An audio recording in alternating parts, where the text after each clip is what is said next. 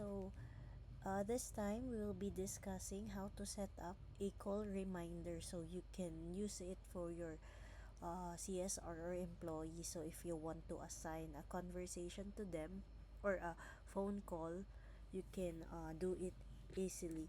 So first we go to pancake.ph. We need to log in and choose the page that we wanted to set up. So for this one, for example, Rizal, we will set up a call reminder for her.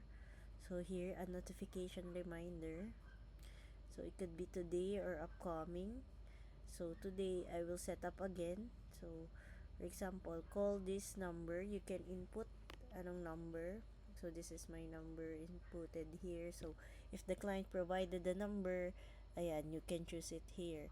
Tapos, pwede kong iset. So anong oras na ngayon? 8:03. Pwede ko siyang iset tonight ng 8:04. Ayan, set natin. Tapos call this.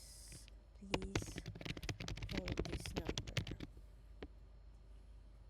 Ayan, you can inform them that you need to call this client. Ayan, lumabas agad, no? Yung reminder. View the conversation. And meron din dito sa ating POS. So, saan natin yun makikita? Dito sa, once we go to the POS, mariremind din. Tapos, dito sa telesales. So, here, yung isa kong record kanina is success. So, ayan, once na matawagan na ni CSR, pwede nating lagyan ng processing or sales or success. So, yeah, that's it. So, very easy, no?